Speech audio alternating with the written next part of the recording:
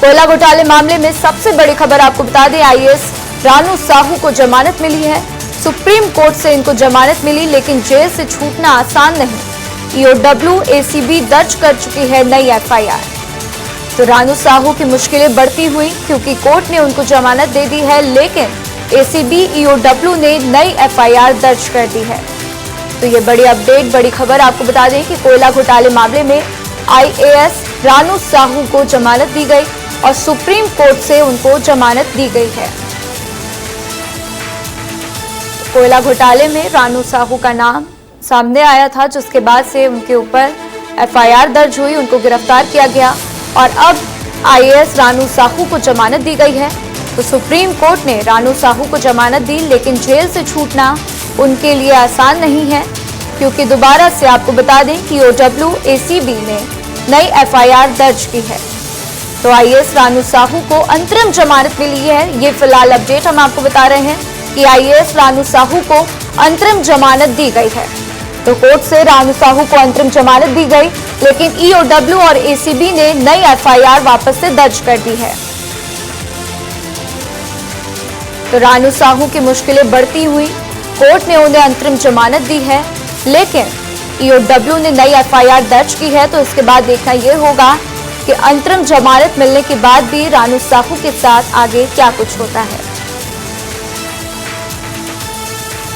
तो छत्तीसगढ़ से कोयला घोटाले मामले में ये बड़ी अपडेट हम आपको दे रहे हैं कि आईएएस रानू साहू को जमानत दी गई। तो इसी बीच एक और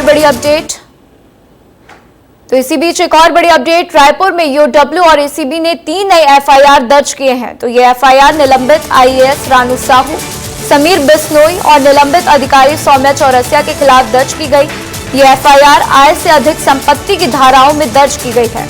तो साथ ही भ्रष्टाचार निवारण अधिनियम के तहत भी मामला दर्ज किया गया है और तीनों के खिलाफ अलग अलग मामले दर्ज किए गए हैं। तो वहीं ईओडब्ल्यू ने सौम्या चौरसिया और उनके परिवार के नाम पर 9 करोड़ 20 लाख रुपए की 29 अचल संपत्ति होने की पुष्टि की है। तो ये बड़ी अपडेट हम आपको एक और दे रहे हैं कि रायपुर में ईओडब्ल्यू और एसीबी ने 3 नए एफआईआर दर्ज किए हैं, जिसमें निलंबित आईएएस रानू साहू, समीर बिश्नोई और निलंबित अधिकारी सौम्या चौरसिया के खिलाफ ये एफआईआर दर्ज की गई है। तो आइए इस खबर पर ज्यादा जानकारी के लिए मेरे सहयोगी नितेश मेरे साथ जुड़ चुके हैं, उनका रुख करते हैं। नितेश, रानू साहू की मुश्किलें बढ़ती हुई क्योंकि ईओडब्ल्यू ने नई एफआईआर दर्ज की है और इस नई एफआईआर के तहत रानू साहू, साथ ही समीर बिश्नोई और निलंबित अधिकारी सौम्या चौरसिया का नाम सामने आया। इन तीनों के खिलाफ एफआईआर दर्ज की गई है। तो क्या कुछ जानकारी मिल रही है आपको वहां से? बिल्कुल राधा, मुश्किल तो है, लेकिन राहत की खबर है उसकी पहले बात करूंगा जो दिल्ली से आई है। देखिए, दिल्ली में सुप्रीम कोर्ट की बेंच में सुनवाई हुई।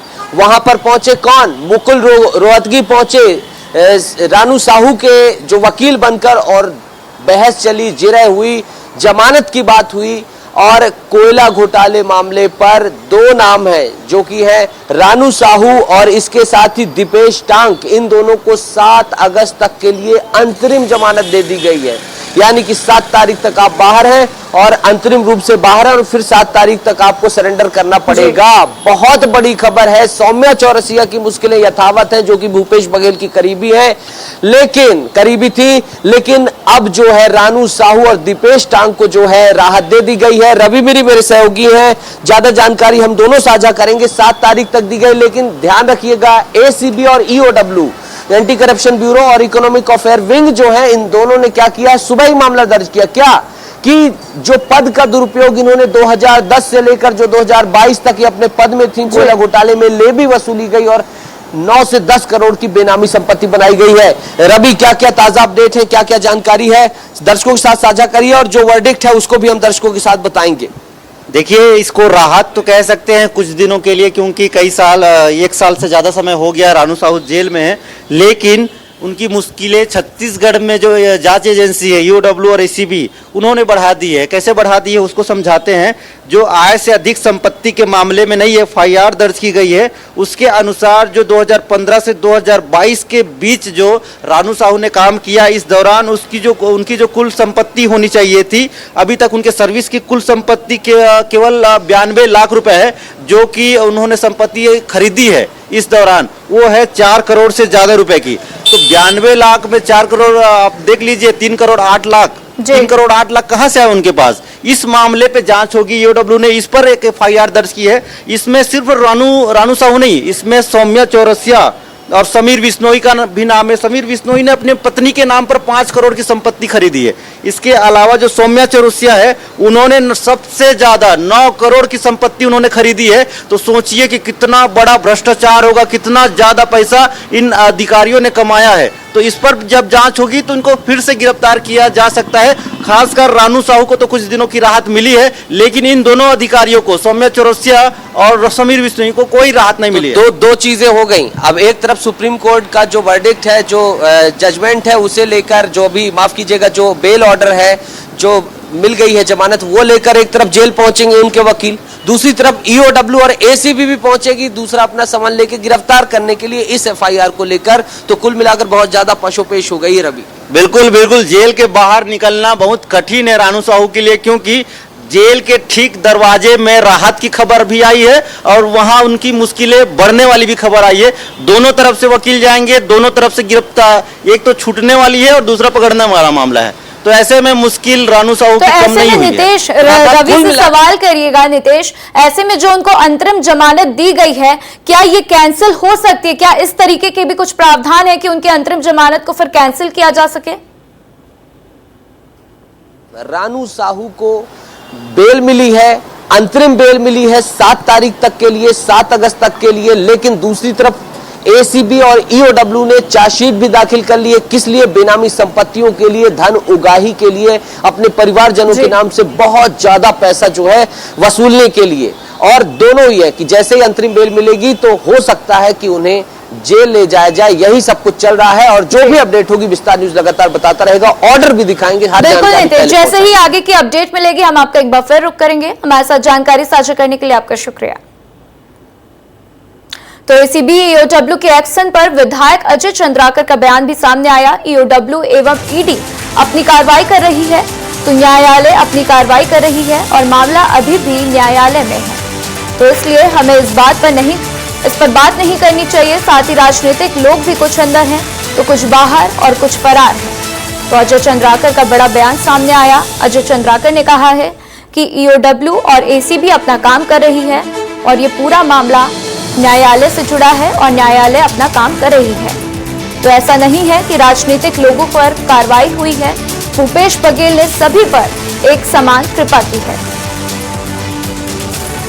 राजनीतिक लोग भी दिखते हैं, क्यों नहीं दिखते? आप नाम नहीं जानते, कुछ अंदर है, कुछ बाहर है, कुछ फरार है, मैं हमेशा बोलता था। तो ऐसा नहीं है कि राजनीतिक लोगों के ऊपर कार्रवाई नहीं हुई है।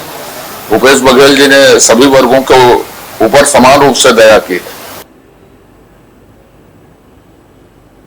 तो इसी बीच एक और बड़ी खबर आपको बता दें, बिजली दरों को लेकर सड़क पर कांग्रेस उतर गई है। तो वहीं नगरीय निकाय चुनाव से पहले कांग्रेस बिजली बिल बढ़ोतरी और लगातार कटौती को लेकर आक्रामक हो गई है।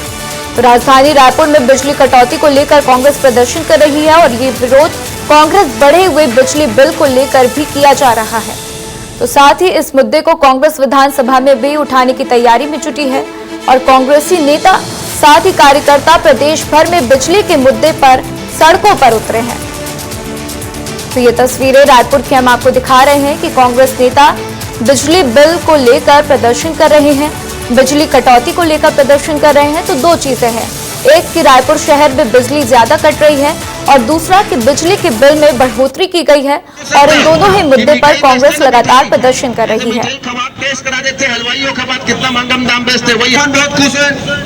तो आपको बता दें कि इस पर पूर्व मंत्री अजय चंद्राकर ने कहा कि देश भर में अभी कांग्रेश का प्रदर्शन तो निराशाजनक रहा है। तो अब देखते हैं कि इसमें क्या नई बात होने वाली है।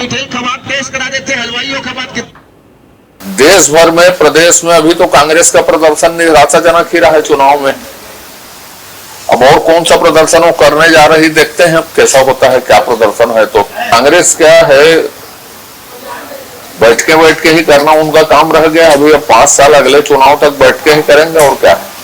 तो उनकी बैठक में क्या गंभीरता है, बेचारे गम गलत करते रहेंगे बैठ के। इस खबर पर ज्यादा जानकारी के लिए मेरे सहयोगी रोहित मेरे साथ जुड़ चुके हैं, उनका रुख करते हैं। रोहित, कांग्रेस बिजली बढ़ोतरी को लेकर, बिजली बिल की बढ़ोतरी को लेकर प्रदर्शन कर रही है। साथ ही उनका कहना है कि रायपुर में बिजली कटौती ज्यादा हो रही है, इसको लेकर भी प्रदर्शन हो रहा है। लेकिन वहीं बीजेपी उसके ऊपर हमलावर है। बीजेपी कह रही है कि देखते हैं क्या प्रदर्शन करते हैं। इसके ऊपर क्या कुछ जानकारी? राधा, देखिए दो मुद्दे हैं और दोनों मुद्दों को लेकर सबसे पहले अघोषित बिजली कटौती है, उसको लेकर प्रदर्शन किया गया है। और दूसरा मुद्दा ये है कि यहाँ पर विद्युत दरों पे लगातार बढ़ोतरी की जा रही है। सबसे पहले आप तस्वीर देख लीजिए, इस समीकरण भी समझाएंगे कि ये तमाम लोग हैं, तमाम कांग्रेस के बड़े नेता आपको दिखाई दे रहे हैं। अमरजीत भगत इस समय संबोधित कर रहे हैं और खासतौर पर यहाँ पर लालटेन लगाए गए हैं, लालटेन जलाकर भी रखे गए हैं। और ये कहा जा रहा है कि अब क्योंकि बिजली कट रही है, लगातार विद्युत दरों पर बढ़ोतरी हो रही है, तो लालटेन का युग जो है वो शुरू हो रहा है। बड़ी संख्या में आम लोग भी आपको दिखाई देंगे कि बड़ी संख्या में आम लोग भी यहाँ पे मौजूद हैं और लगातार जो प्रदर्शन है वो शुरू हो चुका है। थोड़ी देर बाद मुख्यमंत्री, जो पूर्व मुख्यमंत्री हैं भूपेश बघेल, वो भी शामिल होने वाले हैं। इसके अलावा तमाम बड़े नेता शामिल होंगे। तो तस्वीरें देखिए कि यहाँ पर लालटेन भी रख दिया गया है, सामने भी रखा हुआ है और लगातार यहाँ प्रदर्शन किया जा रहा है। दीपक बैस जी, उनसे बातचीत कर लेते हैं। एक बड़ा प्रदर्शन लालटेन लेकर पहुंच गए हैं आप लोग, क्यों जलाना पड़ रहा है लालटेन? बिल्कुल, छत्तीसगढ़ में भारतीय जनता पार्टी की सरकार, साय सरकार, हम लोग को लगता है कि फिर जिस तरह से छत्तीसगढ़ में बिजली की दरों में वृद्धि कर और लगातार जिस तरह से बिजली कटौती हो रही है, उस हिसाब से मुझे लगता है कि फिर 20 साल छत्तीसगढ़ को पीछे ले जाएंगे। और उसी की इसलिए आज हम लोग कि बढ़ी हुई बिजली दर को और लगातार कटौती और आंख मिचौलों को लेकर हम लोग आज लालटेन लेकर प्रदर्शन कर रहे हैं, ताकि कम से कम ये साय सरकार को सद्बुद्धि आए कि बिजली बढ़ोतरी से छत्तीसगढ़ की आम जनता बुरी तरह से त्रस्त और परेशान है। सरप्लस स्टेट है छत्तीसगढ़ और सरप्लस स्टेट में इस तरह की जो है बिजली कटौती। बिल्कुल, छत्तीसगढ़ राज्य बिजली उत्पादन राज्य है, सरप्लस राज्य है। हम दूसरे राज्यों को बिजली देते हैं, उसके बाद हमारे यहाँ बिजली महंगा, हमारे यहाँ बिजली कटौती। मतलब आखिर छत्तीसगढ़ में भारतीय जनता पार्टी क्यों कर रही है, ये हम उनसे पूछना चाह रहे हैं। कि हमारी सरकार थी तो हम लोग 50% हम लोग बिजली बिल हाफ किए थे, बिजली बिल हम नहीं बढ़ाए थे। लेकिन आज जिस तरह से बिजली बिल बढ़ा के आम गरीब जनता को ये सरकार ने लूटने का काम कर रही है। बल्कि जी, उनसे ही बातचीत कर लेते हैं। लालटेन के साथ स्वागत किया गया मंच में आपका। लालटेन के साथ करने का ये संदेश है कि शासन में बैठी भारतीय जनता पार्टी। हमारे पास कुछ समय की कमी है, इसलिए मैं आपको धन्यवाद करना चाहती हूं और हम आगे बढ़ते हैं। तो सीएम विष्णुदेव साय कैबिनेट की बैठक कल रायपुर में होगी। मुख्यमंत्री विष्णुदेव साय की अध्यक्षता में मंत्रालय में इस बैठक का आयोजन भी किया जाएगा। तो इस बैठक में मानसून सत्र की तैयारियों की समीक्षा के साथ संशोधन विधेयक को लेकर चर्चा होने की संभावना है और ऐसा माना जा रहा है कि कैबिनेट में किसानों, अधिकारी, कर्मचारियों, स्कूली बच्चों के हित में भी महत्वपूर्ण निर्णय लिए जा सकते हैं। तो बैठक में प्रदेश के मानसून की स्थिति, खरीफ फसलों के लिए खाद बीज की उपलब्धता की समीक्षा की जाएगी। तो साथ ही प्रदेश में होने वाले निकाय चुनाव पर प्रत्यक्ष प्रणाली प्रस्ताव को कैबिनेट में मंजूरी भी दी जा सकती है। तो कल साय कैबिनेट की अहम बैठक होगी और इसमें महत्वपूर्ण यहाँ पर आपको बता दें कि फैसले भी लिए जा सकते हैं।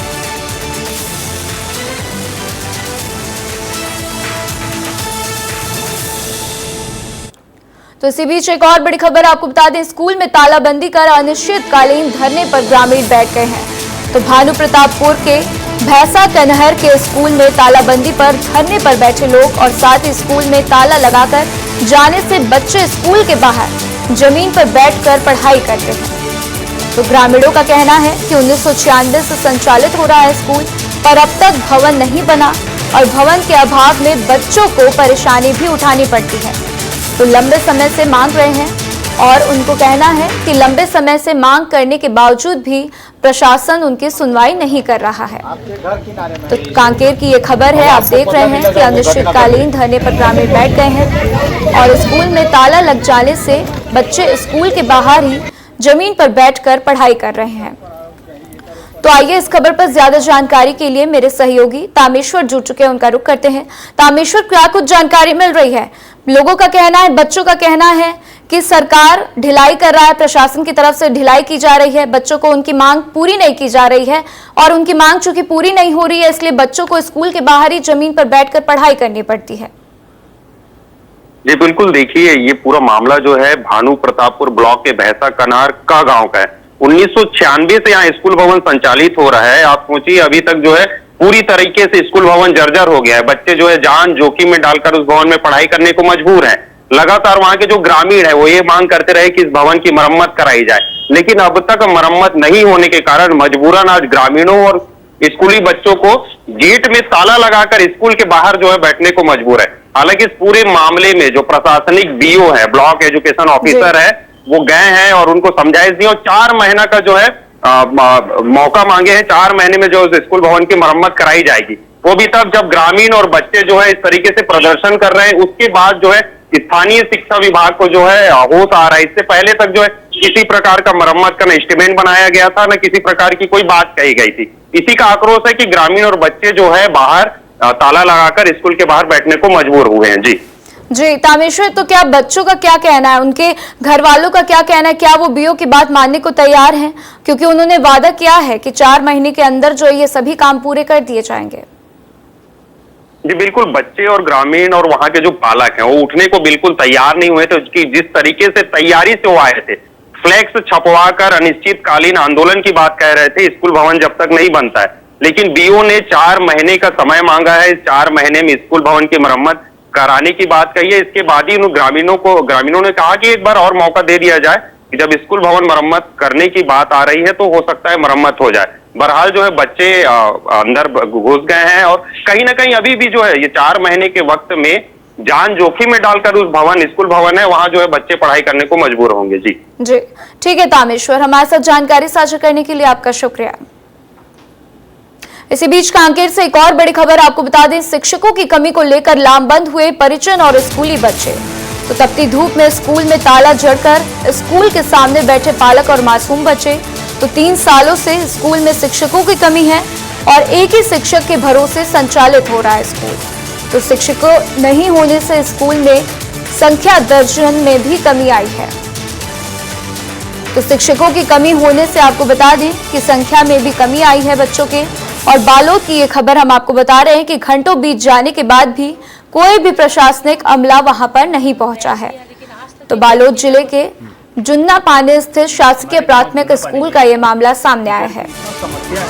तो एक तरफ हमने आपको कांकेर की एक खबर दिखाई जहां पर स्कूली बच्चे बाहर बैठकर पढ़ाई कर रहे हैं क्योंकि प्रशासन उनकी सुनवाई नहीं कर रहा है, स्कूल की मरम्मत नहीं हो रही है।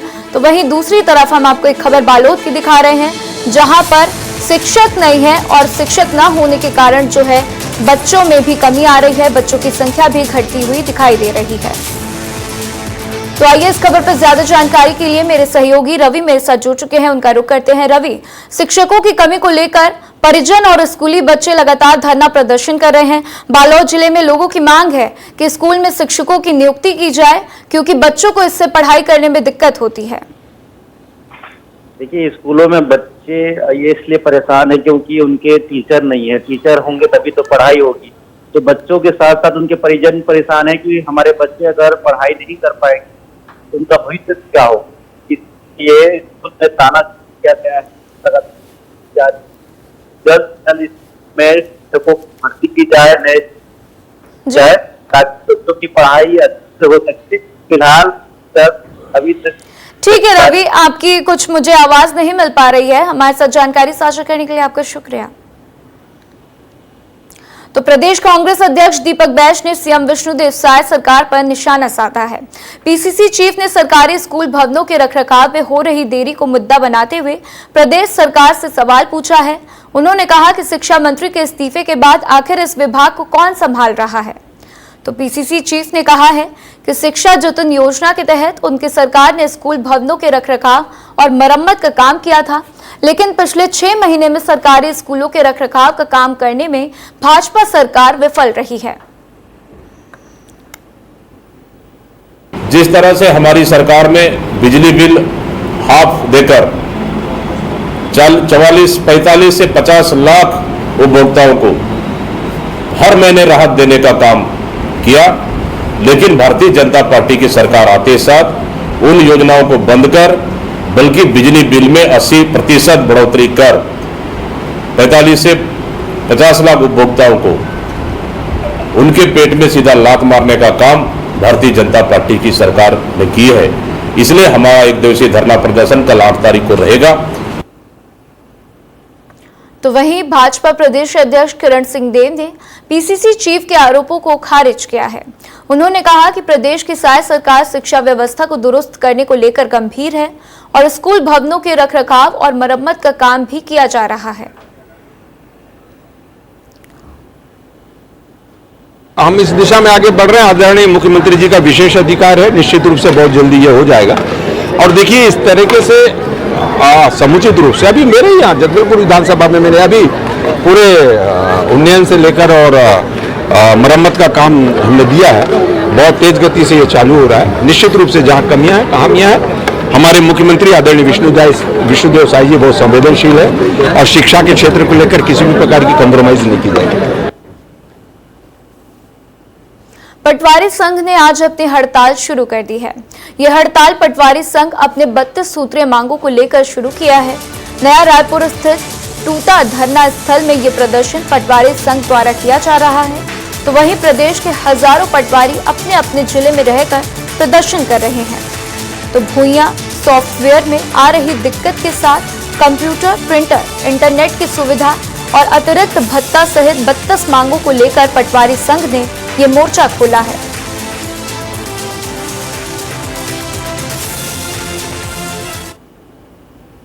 इसी बीच रायपुर से एक बड़ी खबर सामने आ रही है। रायपुर में ट्रेनों के रद्द होने का सिलसिला लगातार जारी है। 12 से 16 जुलाई तक कई ट्रेनें रद्द की गईं, जिसमें 8 एक्सप्रेस और 13 पैसेंजर ट्रेन रद्द की गई है।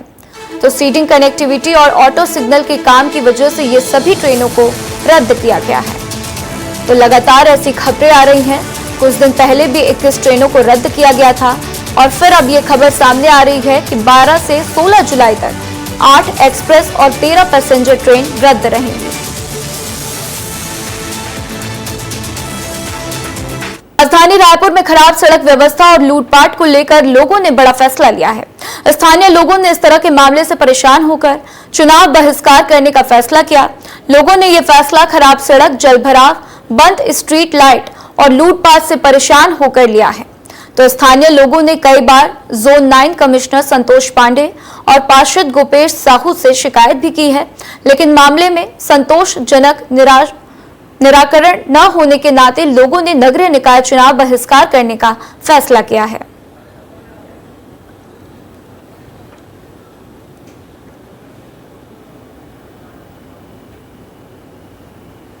तो चलिए सीधा रुख करते हैं अमरवाड़ा का, जहां पर मध्य प्रदेश के मुख्यमंत्री डॉक्टर मोहन यादव जनसभा को संबोधित कर रहे हैं। ये हमारे लिए गर्व और गौरव की बात।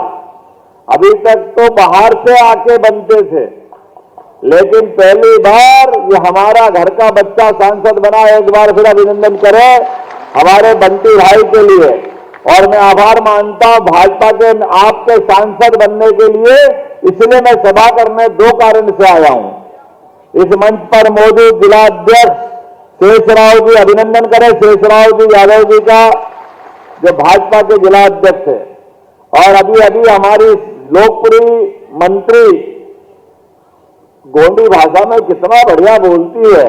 अब तो लगता छिंदवाड़ा की हो गई। आप चिंता मत करो, छिंदवाड़ा में ही इनको हम प्रभारी मंत्री देने का सोच रहे हैं। अभी औपचारिक घोषणा तो बाकी है, लेकिन मंत्री है तो प्रभारी मंत्री तो बन ही सकते हैं। इसलिए आपको अपने पूरे काम की गारंटी आपके माध्यम से देंगे। जोरदार अभिनंदन करो संपतिया जी का। इस अवसर पर हमारे अपने लोकप्रिय प्रत्याशी राजा कमलेश शाह जी का अभिनंदन करो जोरदार ताली बजा करके। बटका खगपा के अंदर आज जिस व्यक्ति के लिए मैं आया हूं, उस व्यक्ति की विशेषता पे बात करना चाहूंगा। आप अंदाज लगा लो, लोकसभा के चुनाव के अंदर ये देश भर में एहसास हुआ है कि हमारे बीच नरेंद्र मोदी जी की सरकार फिर बनाना है। और एक बार नरेंद्र मोदी जी की सरकार बनी 2014 में, दूसरी बार सरकार बनी 2019 में, और तीसरी बार उनको फिर बनाने के लिए जब हम आगे बढ़े तो अभी तक का इतिहास था कि मुख्य चुनाव में कभी लोकसभा की सीट हम नहीं जीते छिंदवाड़ा। पूरे देश में प्रदेश में अलग माहौल था। लोग कह रहे थे कि छिंदवाड़ा तो जीत ही नहीं सकते। छिंदवाड़ा का इतना विकास हो गया कि जनता उनके विकास में पागल हो रही है, इसलिए वो कांग्रेस का साथ नहीं छोड़ेगी। मैं जब घूमा अंदर देखा तो लगा कि जैसे बटका खाबा में अभी आप कह रहे हो कि हमको पानी दे दो तो हम अच्छी फसल करेंगे, लेकिन वो कह रहे थे कि हमने तो विकास सब कर दिया, बांध सब बन गए, सब विकास हो गया। इतना झूठ बोल रहे थे। मुझे इस बात की प्रसन्नता जब मैंने कहा कि कांग्रेस का गढ़ नहीं है, ये गड़बड़ है, गड़बड़। इस गड़बड़ को जनता के बीच में ले जाके कांच दिखाने का काम करेंगे, वो अपनी असलियत बताने का काम करेंगे। और जनता ने भरोसा किया, लेकिन जनता के भरोसे के पहले कमलेश शाह ने भरोसा किया। इनने अपने जीते हुए चुनाव को लात मार के भाजपा का झंडा थामा, क्योंकि विकास की चिंता ये करना चाहते थे। बटका खापा से लगा करके पूरे अमरवाड़ा में मध्य प्रदेश सरकार के साथ कदम से कदम मिलकर चलने की इच्छा थी। जोरदार अभिनंदन करो ऐसे अपने प्रत्याशी का, जिसने अपने आप को उस समय शहीद कर लिया।